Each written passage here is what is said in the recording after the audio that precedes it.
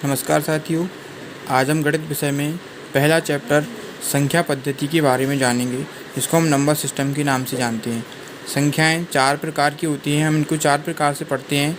पहला दशमिक संख्याएं, बाइनरी संख्याएं, टर्नरी संख्याएं और रोमन संख्याएं। सबसे इम्पोर्टेंट संख्याएं होती हैं दशमिक संख्याएं। दशमिक संख्याएं दो प्रकार की होती हैं, पहला वास्तविक संख्याएं, दूसरा अवास्तविक संख्याएं। आइए हम जानते हैं वास्तविक संख्याओं के बारे में। तो वास्तविक संख्याएं वे संख्या होती हैं जिनका हम वर्ग करते हैं तो हमें एक धनात्मक मान प्राप्त होता है। जैसे उदाहरण लिया हमने 8, तो 8 वास्तविक संख्या है या अवास्तविक संख्या, तो हम 8 का वर्ग करेंगे। 8 का वर्ग करने पर हमें 64 और 64 धनात्मक संख्या प्राप्त हो रही है, तो 8 एक वास्तविक संख्या हो जाएगी। दूसरा उदाहरण लिया ऋण 12, तो ऋण 12 का हम वर्ग करेंगे तो ऋण से ऋण का गुणा होने पर धन हो जाएगा और 12 का वर्ग 144 हो जाएगा। तो ऋण 12 का वर्ग करने पर हमें 144 एक धनात्मक संख्या प्राप्त हो रही है, इसलिए हम कहेंगे कि ऋण 12 एक वास्तविक संख्या है।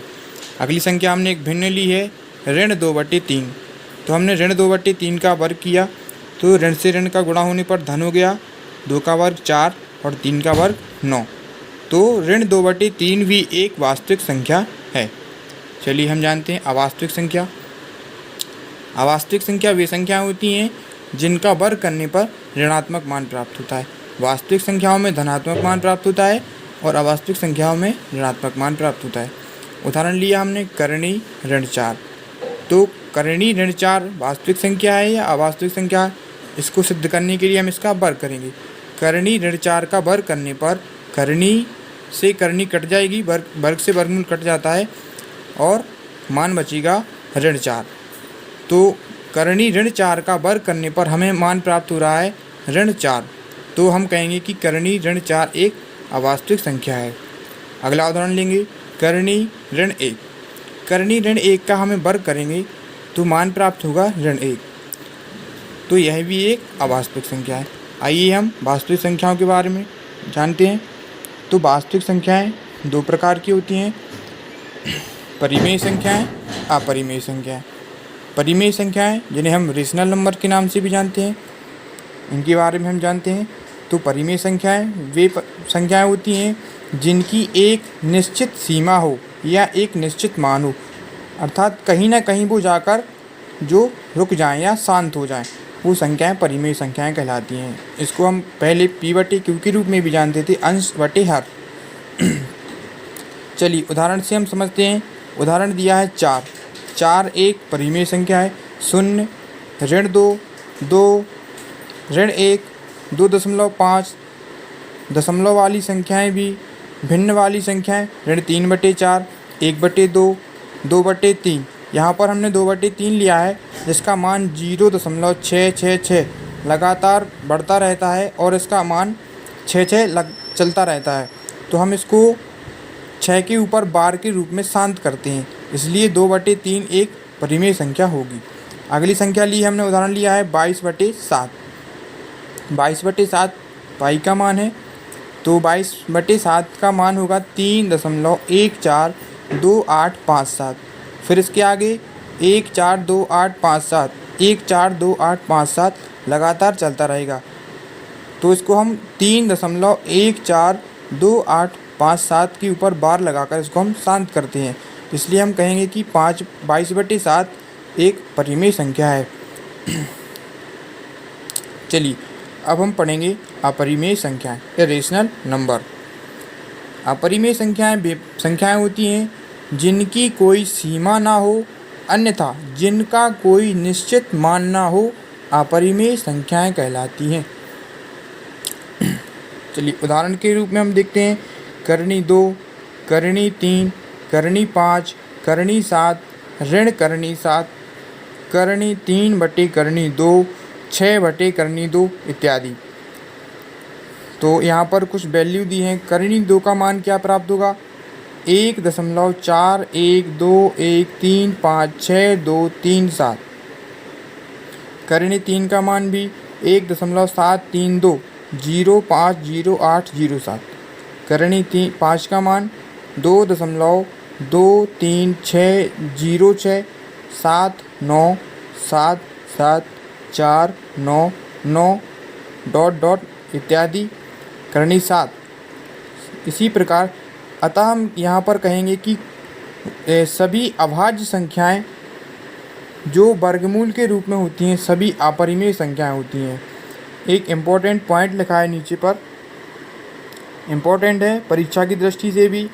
पाई का मान 22/7 एक परिमेय संख्या है, जो यहाँ पर भी दिया है 22/7 3.1422857 ये एक परिमेय संख्या है, जबकि पाई एक अपरिमेय संख्या है। चलिए आगे पढ़ते हैं इसके बारे में।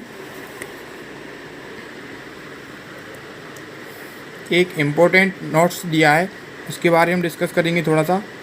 नोट्स है, एक परिमेय संख्या एवं एक अपरिमेय संख्या का योग या अंतर। तो परिमेय संख्या और अपरिमेय संख्या का योग या अंतर एक हमेशा अपरिमेय संख्या ही होती है। जैसे 2 ऋण करनी 3, यहाँ पर 2 में से करनी 3 को घटाना है।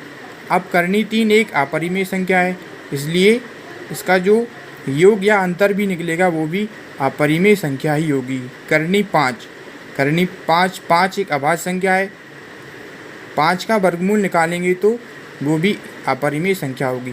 तो करनी 5 धन 4 ये भी एक अपरिमेय संख्या होगी। दूसरा इम्पोर्टेंट पॉइंट लिखा है, एक परिमेय संख्या एवं एक अपरिमेय संख्या का गुणनफल या भागफल एक अपरिमेय संख्या ही होता है।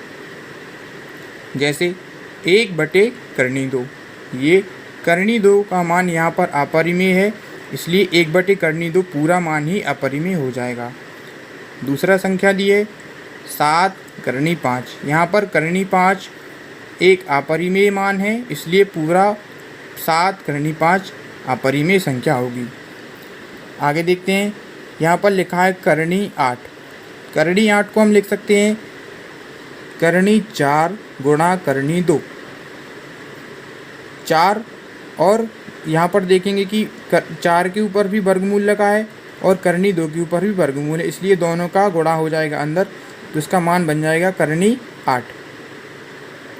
या हम इसको ले लेंगे करनी 4 का मान आ जाएगा 2 और करनी 2 बचा रहेगा, तो 2 के साथ करनी 2 का गुणा है, जबकि करनी 2 एक अपरिमेय संख्या है, इसलिए 2 करनी 2 भी एक अपरिमेय संख्या होगी।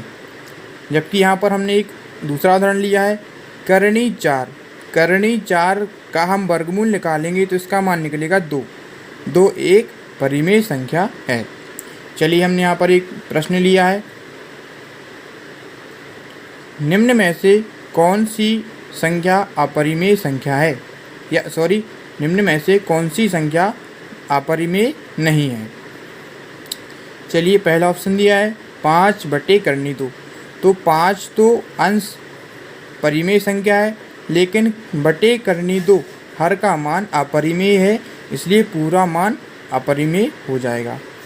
दूसरा ऑप्शन बी 11/करनी 3, तो 11 तो अंश परिमेय है, जबकि हर करनी 3 अपरिमेय मान है, इसलिए पूरी भिन्न भाग वाली भी अपरिमेय हो जाएगी।